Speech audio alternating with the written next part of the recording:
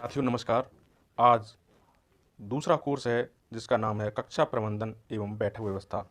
तो आज मैं इसके आकलन संबंधित प्रश्नों को हल कराऊंगा।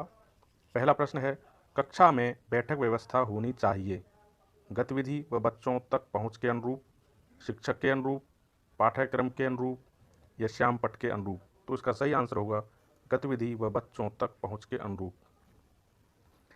अगला प्रश्न, कक्षा प्रबंधन बच्चों की अधिगम प्रक्रिया में भागीदारी को बहुत सीमा तक अप्रभावित करता है, प्रभावित करता है, भागीदारी घटाता है, आंशिक रूप से प्रभावित करता है। तो उसका सही आंसर होगा प्रभावित करता है। अगला प्रश्न है, ध्यानाकर्षण मॉड्यूल की कौन सी ऐसी शिक्षण तकनीक है जो कक्षा में कम सुनने वाले, कमजोर नज़र वाले या बोलने में असुविधा वाले बच्चों को सीखने के पर्याप्त अवसर पर बल देती है? संसाधनों से पूर्ण कक्षा कक्ष का वातावरण, रोचक प्रस्तावना, रोल प्ले, कक्षा प्रबंधन व बैठक व्यवस्था। तो इसका सही आंसर होगा कक्षा प्रबंधन व बैठक व्यवस्था। अगला प्रश्न है, निम्नलिखित में से कौन सा तरीका एक शिक्षक द्वारा अपनाया जाना अरुचिकर ही नहीं अनुचित भी है? पहला ऑप्शन है, बच्चों को एक ही प्रकार की पंक्ति में बैठाकर पूरे वर्ष शिक्षण करते रहना, बच्चों को कभी कभी छोटे छोटे समूहों में बैठाकर शिक्षण कार्य करना, विभिन्न क्षमताओं वाले बच्चों की जोड़ी बनाकर शिक्षण करना या उपरोक्त सभी। तो इसमें सही आंसर होगा बच्चों को एक ही प्रकार की पंक्ति में बैठाकर पूरे वर्ष शिक्षण करते रहना। एक शिक्षक को अपनी कक्षा का नियोजन इस प्रकार करनी चाहिए कि सभी बच्चे प्रतिभाग कर सकें, सभी बच्चों को सीखने का अवसर मिल सके, शिक्षक कक्षा के सभी बच्चों पर ध्यान रख पाएं या उपरोक्त सभी। तो इसमें सही आंसर होगा उपरोक्त सभी।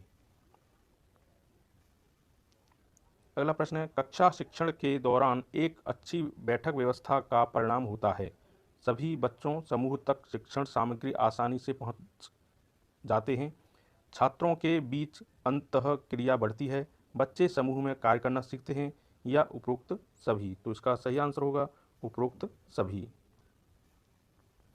नेक्स्ट प्रश्न, कक्षा प्रबंधन व बैठक व्यवस्था पर दिए गए कथनों को ध्यान से पढ़िए और सही विकल्पों के चयन कीजिए।